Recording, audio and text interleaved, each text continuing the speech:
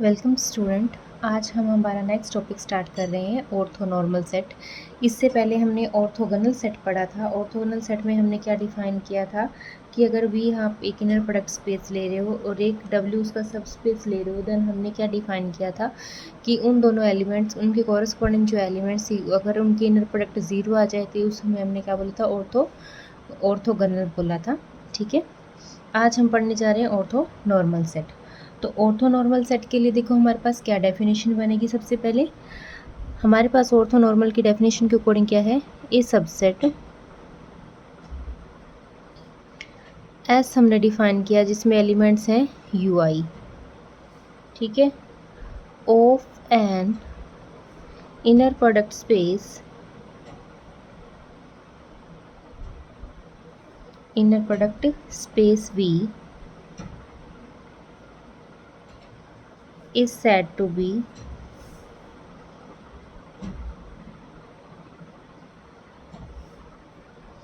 orthonormal,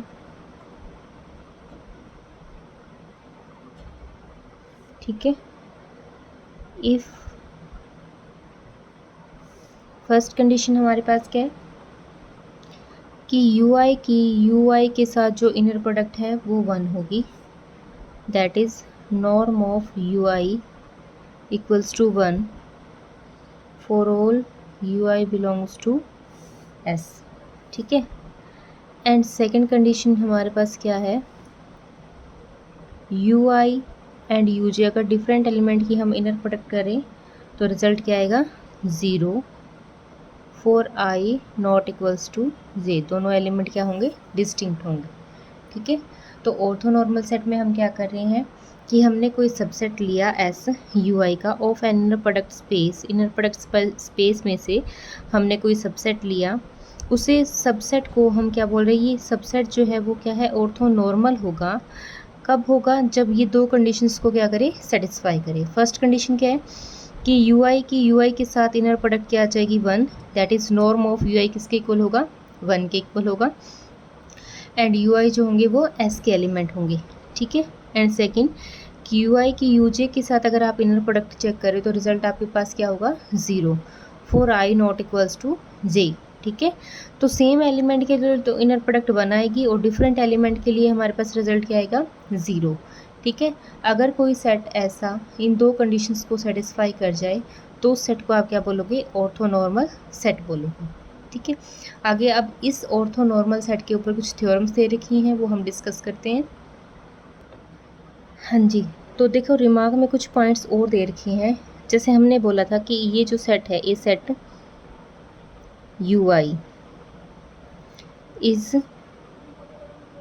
said to be orthonormal,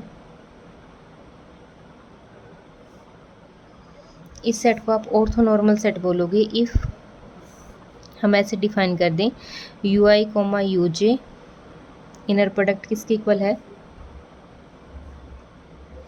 1 होगी if I और जे suffix क्या हो जाए, सेम हो जाए, ठीक है। और 0 होगा if I not equals to क्या हो, जे हो, ठीक है। और इस सेट को हम किससे रिप्रेजेंट कर सकते हैं, डेल्टा आई जे की फॉर्म से भी रिप्रेजेंट कर सकते हैं, ठीक है। कि यू जे की जो इनर प्रोडक्ट है वो 1 होगी जब दोनों सफिक्स क्या हो जाएंगे, सेम, मतलब दोनों एलिमेंट सेम हो जाएं। और अगर रिजल्ट जो है वो 0 होगा जब दोनों एलिमेंट क्या हो जाएंगे, डिफरेंट हो जाएंगे, ठीक है। तो उसके बाद नेक्स्ट हमारे पास क्या है, देखो नेक्स्ट हमारे पास एक पॉइंट और दे रखा है, इफ़ एन ऑर्थोनॉर्मल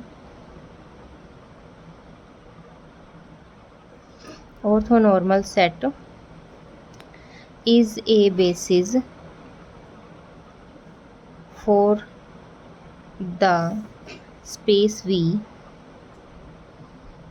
अगर एक ऑर्थोनॉर्मल सेट दे रखा है जो कि क्या है, बेसिस है V के लिए, ठीक है, then this set is called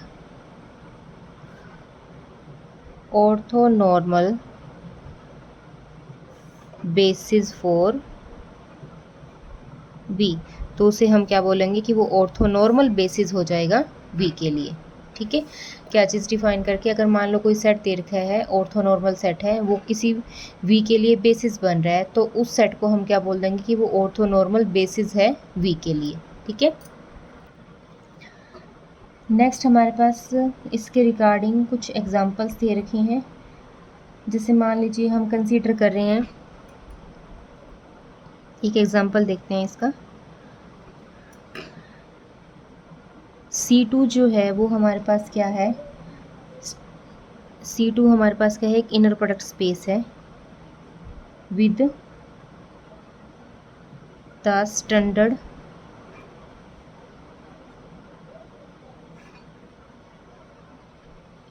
inner product. C2 हमारे पास क्या दे रखा है, स्टैंडर्ड इनर प्रोडक्ट की फॉर्म में दे रखा है, मतलब कि उसमें एलिमेंट E1 E2 जो होंगे इस टाइप के होंगे। स्टैंडर्ड एलिमेंट हम ये लेके चलते हैं E1 E2। ठीक है, वेयर E1 जो है वो किस टाइप का एलिमेंट होगा, 10 टाइप का होगा, सॉरी टप्पल होगा, और E2 जो होगा वो हमारे पास कैसा होगा, 0 1 टाइप का। ठीक है, ये हमारे पास क्या है, इज एन ऑर्थोनॉर्मल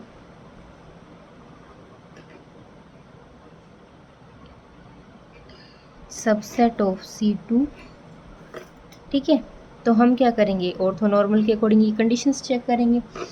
तो सबसे पहले हम E1 के साथ इनर प्रोडक्ट चेक करेंगे।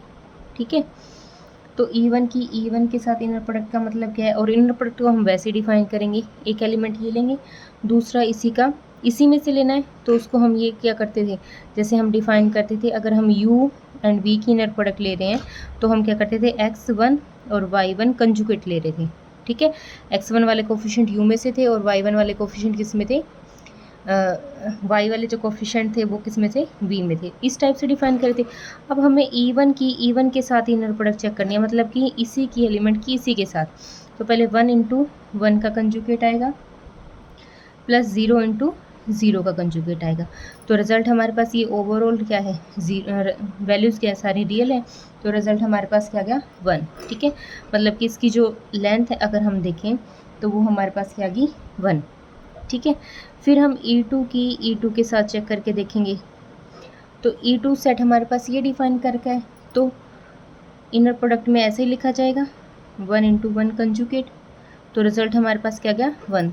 That is inner product of E2 जो है वो भी हमारे पास क्या आ गया, 1 आ गया। ठीक है, अब हम देखेंगे डिफरेंट फॉर्म में E1 की E2 के साथ। ठीक है, तो E1 का फर्स्ट एलिमेंट क्या है, 1 है, E2 का फर्स्ट एलिमेंट हमारे पास क्या है, 0, तो मतलब ये कंजुगेट आएगा प्लस में, फिर यहाँ पे क्या है 0 और यहाँ पे क्या है 1, तो 0 × 1 का कंजुगेट। तो यहाँ पे हमारे पास क्या रिजल्ट आएगा, देखो अब इसकी करेंगे तो 0 आएगा, इसके साथ इसकी मल्टीप्लिकेशन करेंगे तो क्या आएगा, 0। तो डिफरेंट एलिमेंट के कॉरस्पॉन्डिंग रिजल्ट क्या आ गया, 0, और सेम एलिमेंट के कॉरस्पॉन्डिंग जब हमने इनर प्रोडक्ट चेक की तो रिजल्ट क्या रहा था, हमारे पास 1 आ रहा था। ठीक है, तो इस टाइप से हमने इसके एग्जाम्पल देखने हैं कि इनर प्रोडक्ट ऑर्थोनॉर्मल सेट जो होगा वो किस टाइप से कंडीशंस को होल्ड करेगा। ठीक है, तो जो इसके रिगार्डिंग जो भी हमारे पास एग्जाम्पल्स बनेंगे वो हम इस टाइप से क्या करेंगे, सॉल्व करेंगे। उसके बाद नेक्स्ट हमारे पास इसके रिगार्डिंग कुछ थ्योरम्स हैं, देखो कैसे करनी है। हाँ जी, तो नेक्स्ट हमारे पास थ्योरम क्या है, देखो, late S be an orthonormal set of vectors in an inner product space, then S is linearly independent। तो एस सेट को हमने क्या करना है, लिनियरली इंडिपेंडेंट प्रूव करना है। और सेट कैसा दे रखा है, जो ऑर्थोनॉर्मल होगा, मतलब वो कंडीशंस को होल्ड करेगा। और इस सेट को आपने क्या प्रूव करना है कि सेट हमारे पास क्या होगा, लिनियरली इंडिपेंडेंट सेट, मतलब कि जितने भी हम स्केलर्स यूज़ करेंगे अगर वो सारे के सारे हमारे पास क्या आ जाएँ, 0 आ जाएँ, तो सेट कैसा प्रूव हो जाएगा, लिनियरली इंडिपेंडेंट का। तो देखो सबसे पहले हम सेट डिफाइन करेंगे। लेट एस हमारे पास एक सेट है जो ऑर्थोनॉर्मल है और उसमें एलिमेंट्स क्या हैं, U1 U2 up to UN तक। ठीक है, be an orthonormal set of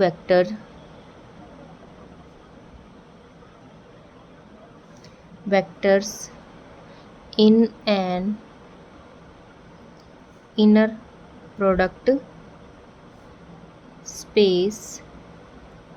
ठीक है, हमने एक सेट डिफाइन किया, ये सेट कैसा है, ऑर्थोनॉर्मल है, ठीक है।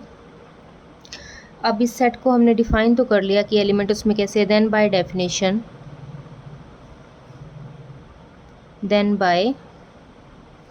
डेफिनेशन एस सेट जो होगा वो कैसे हम डिफाइन करेंगे। पहली कंडीशन क्या होगी कि यूआई के साथ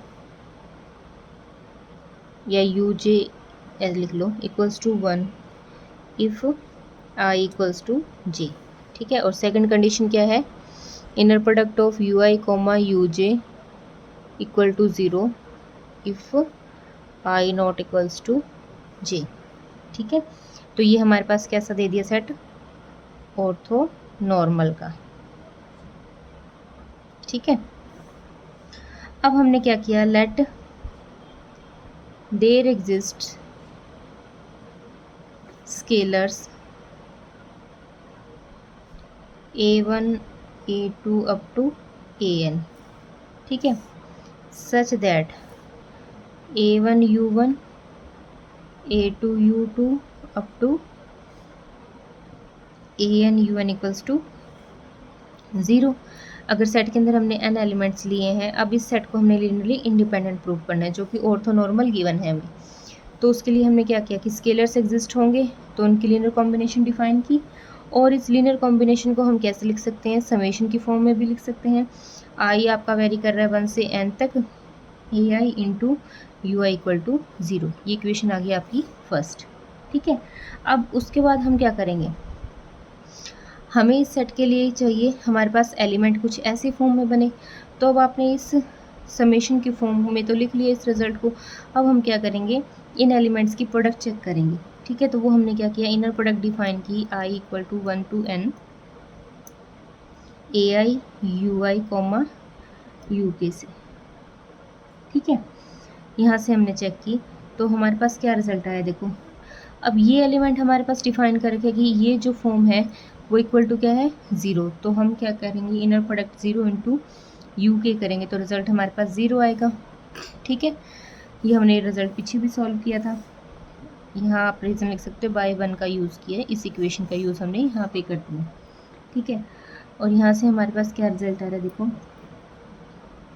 आई इक्वल टू 1 to n, अगर हम ए आई बाहर ले लें, यू आई कॉमा यू के इक्वल्स टू 0 है, देन अगर हम सफिक्स सेम कर दें यहाँ पे, ठीक है, ए के इंटू में क्या आ जाएगा, यू के कॉमा यू के इक्वल्स टू क्या है, 0। अब यू के की यू के से सेम एलिमेंट की इनर प्रोडक्ट हम डिफाइन कर चुके हैं कि सेम एलिमेंट होंगे, तो इनर प्रोडक्ट क्या आएगी, 1 आएगी। इसका मतलब ए के इंटू 1 इक्वल्स टू क्या आ गया, 0। यहाँ से क्या इम्प्लाई होगा कि ए के इक्वल टू 0 के की सभी वैल्यूज़ के लिए, for k equal to 1 to up to n के लिए, ठीक है। This summation i equal to 1 to n A I you i equals to 0 implies that कि a1 0 होगा, a2 भी 0 होगा, अप टू an तक सारे स्केलर्स जो हमने यूज़ किए हैं वो क्या हो जाएंगे, 0, ठीक है। अगर सारे स्केलर्स 0 हैं इसका मतलब दो ऑर्थोनॉर्मल सेट है, normal set of vectors S is linearly independent, ठीक है। तो सबसे पहले हमने क्या किया, हमारे पास एक ऑर्थोनॉर्मल सेट गिवन था, उसे हमने क्या करना था, लीनियरली इंडिपेंडेंट प्रूव करना था। लीनियरली इंडिपेंडेंट प्रूव करने के लिए हमने सेट को डिफाइन किया, उसमें n एलिमेंट्स लेके चले। अगर ये सेट ऑर्थोनॉर्मल है तो ये कंडीशन ऑर्थोनॉर्मल की सेटिस्फाई करेगा बाय डेफिनेशन। फिर हमने क्या किया, स्केलर्स एग्जिस्ट करे और इनको लीनियर कॉम्बिनेशन में लिखा, लीनियर कॉम्बिनेशन को हमने समेशन की फॉर्म में लिख लिया। अब हमने क्या किया, यहाँ से इस एलिमेंट की प्रोडक्ट किसी यू के एलिमेंट के साथ डिफाइन की, क्योंकि ये हमारे पास 0 दे रखा था तो रिज़ल्ट हमारे पास क्या आ जाएगा, 0 आ जाएगा, ठीक है। फिर नेक्स्ट में हमने क्या किया, ए स्केलर्स को बाहर लिखा, यू आई कोमा यू के सॉल्व किया, ठीक है। अगर हम यहाँ पे क्या करें, के को वेरी करवा दें, सफिक्स क्या ले लें, सेम ले लें, तो हमारे पास यहाँ पे क्या बन जाएगा, ए के इंटू इनर प्रोडक्ट किसकी रह जाएगी, यू के कॉमा यू के की इनर प्रोडक्ट, और सेम एलिमेंट की सेम के साथ इनर प्रोडक्ट हमारे पास क्या बनेगी 1, ठीक है। तो ए के किसके इक्वल आ जाएगा, 0 के इक्वल आ जाएगा, क्योंकि 1 तो 0 है नहीं, इसका मतलब के की सभी वैल्यूज़ के लिए रिजल्ट क्या आएगा 0। तो अगेन यहाँ पे इस समेशन को फिर से चेंज करके लिख लें, तो यहाँ से हमारे पास क्या होंगे कि सारे के सारे स्केलर्स जो हैं वो क्या हो जाएंगे 0, और सारे स्केलर 0 का मतलब क्या है कि ऑर्थोनॉर्मल सेट जो होगा वेक्टर का वो कैसा होगा, एस जो होगा वो कैसा होगा, लीनियरली इंडिपेंडेंट का, ठीक है। तो इस टाइप से हमने देखना है, सिंपल सी थ्योरम है, बस हमने एक स्टेप का ध्यान में रखना है, यहाँ से हम जो डिफाइन कर रहे हैं एक्चुअल में वो सेम सफिक्स के अकॉर्डिंग चेक करेंगे आगे, ठीक है। हाँ जी, तो हम एक थ्योरम और करने जा रहे हैं। नेक्स्ट हमारे पास है late W be a subspace of an inner product space VF if W1 W2 up to Wn is a basis of W, subspace की हमें basis given है, then W belongs to W complement if and only if inner product of W, Wi equal to 0 and I आपका very कर रहा है 1 से n तक, ठीक है। W हमारे पास एक सब स्पेस दे रखा है किसी वेक्टर स्पेस का, इनर प्रोडक्ट स्पेस का, उसकी बेसिस के एलिमेंट्स हमें गिवन है, और एक एलिमेंट किसका है, W कॉम्प्लीमेंट में बिलोंग कर रहा है, ठीक है। कब कर रहा है, इफ़ एंड ओनली जब W की WI के साथ, मतलब इन सभी के साथ इनर प्रोडक्ट क्या आ जाए 0 आ जाए, ठीक है। तो इसका सॉल्यूशन देखो, इसका प्रूफ देखो हम कैसे करेंगे। हमारे पास क्या दे रखा है, एक सेट दे रखा है, उसको हमने S का नाम दिया, जिसमें हमारे पास W1 W2 अप टू क्या दे रखे हैं, WN एलिमेंट्स दे रखे हैं। वो हमारे पास क्या है, BA बेसिस जो हमें गिवन है, सिर्फ हम वही चेक कर रहे हैं एक बार, बेसिस ऑफ W जो गिवन है, ठीक है। Which is a subspace of, which is a subspace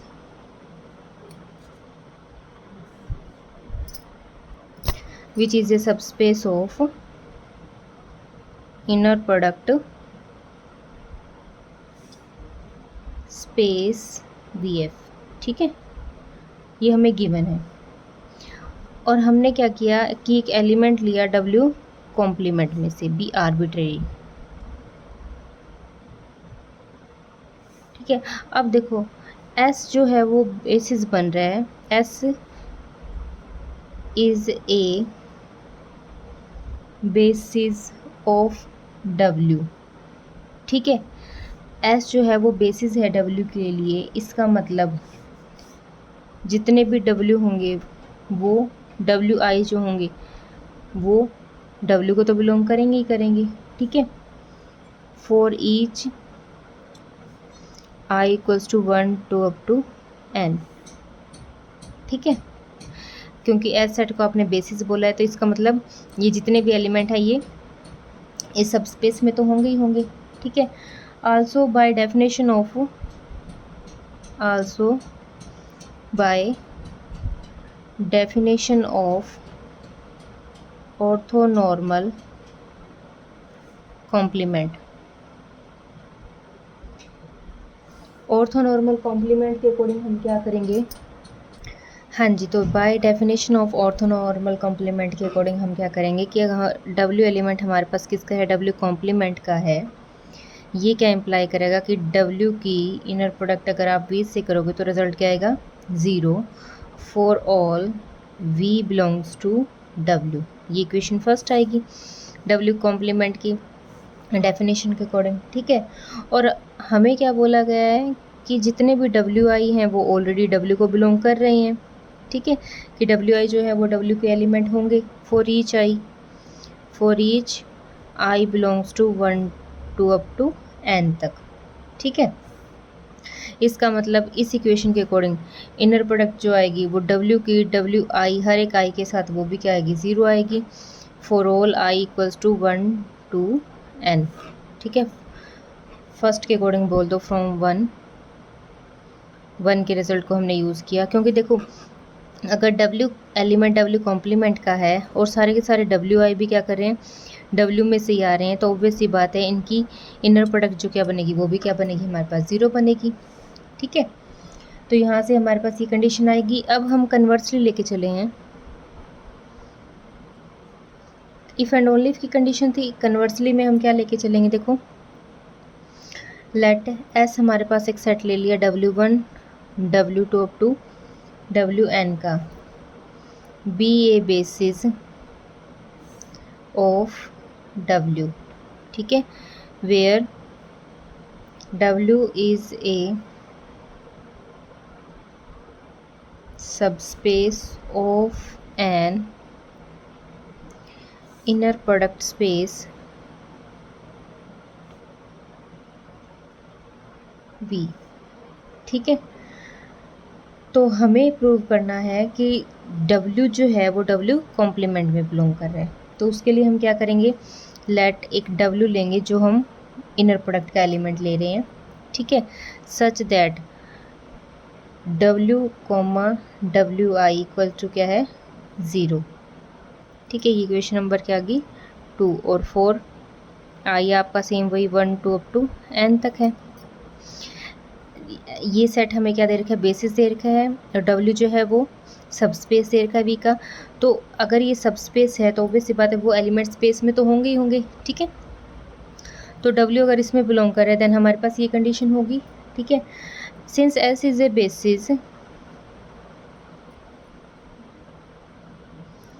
basis of W, ठीक है, so any V belongs to W can be uniquely expressed as, तो V को हम क्या कर सकते हैं, बेसिस के एलिमेंट की फॉर्म में लिख सकते हैं लीनियर कॉम्बिनेशन में A1 W1 A2 W2 up to AN WN, ठीक है, और सारे के सारे AI जो है वो F में से लिए गए हैं। अब S सेट जो था वो बेसिस था W के लिए, W का ही आपने कोई आर्बिट्री एलिमेंट लिया या एनी एलिमेंट लिया, अगर वो बेसिस है तो W का हर एक एलिमेंट उनकी लीनियर कॉम्बिनेशन में रिप्रेजेंट होगा। तो हमने वही रिजल्ट यहाँ पे अप्लाई किया, और इसको हम क्या लिख सकते हैं, समेशन की फॉर्म में लिख सकते हैं कि आई आपका वेरी कर रहा है 1 से n तक AI इंटू WI, ठीक है। उसके बाद देखो नेक्स्ट हम क्या करेंगे, अब हमने जो लीनियर कॉम्बिनेशन डिफाइन की थी उसके अकॉर्डिंग हम क्या करेंगे, W comma inner product define करेंगे V के साथ, ठीक है। तो हमने इनर प्रोडक्ट W और V हमने क्या लिया था, समेशन I इक्वल टू 1 से n तक AI इंटू WI, ठीक है। तो यहाँ पे सेम वही है। अब इस पे प्रॉपर्टी हमारे पास कौन सी लगेगी, U कोमा AV वाली प्रॉपर्टी, जिसमें से हम अगर स्केलर सेकंड एलिमेंट के साथ मल्टीप्लाई हो रहा है, यहाँ पे स्केलर ये काम कर रहा है, तो इसका कॉम्प्लीमेंट बाहर आएगा और इनर प्रोडक्ट U और V की रह जाएगी, ठीक है। तो समेशन I आपका वेरी कर रहा है 1 से n तक AI, इसका कॉम्प्लीमेंट बाहर आएगा और इनर प्रोडक्ट W और WI की रह जाएगी, ठीक है। और इक्वेशन नंबर 2 से हमने जो रिज़ल्ट किया था, इक्वेशन नंबर 2 आपकी ये रही कि V एलिमेंट अगर V का था तो W और WI की इनर प्रोडक्ट क्या थी, 0 थी, ठीक है। तो उसके अकॉर्डिंग हमारे पास क्या रिजल्ट आएगा, यहाँ पे summation I 1 to n AI complement into क्या आ जाएगा 0, और रिजल्ट क्या आ जाएगा ओवरऑल 0। इसका मतलब W की V के साथ इनर प्रोडक्ट 0 है, ठीक है, और वेयर V एलिमेंट किसका था, W का था, इज आर्बिट्रेरी, हैंस W जो है वो किसको बिलोंग करेगा, W कॉम्प्लीमेंट को बिलोंग करेगा, ठीक है। तो इस टाइप से हमने देखना है रिजल्ट को। सिंपल सी थ्योरम थी और कुछ भी नहीं किया इसमें, इफ़ एंड ओनली इफ की कंडीशन थी। अगर W कॉम्प्लीमेंट का W जो है W कॉम्प्लीमेंट को बिलोंग कर रहा है, इफ़ एंड ओनली कब, जब W के I के साथ इनर प्रोडक्ट क्या आ जाए 0 आ जाए, और अगर इनर प्रोडक्ट 0 है तो W किस में जाएगा, W कॉम्प्लीमेंट में जाएगा। तो सिंपल सा रिजल्ट था। आज के लेक्चर में हम इतना ही करेंगे। नेक्स्ट हम डिस्कस करेंगे इसके 2 आर्टिकल हो रहे हैं मोस्ट इंपॉर्टेंट। एक तो हमारे पास क्या है, बेसल इनइक्वालिटी दे रखी है, और एक हमारे पास एक रिजल्ट और दे रखा है उसके रिगार्डिंग।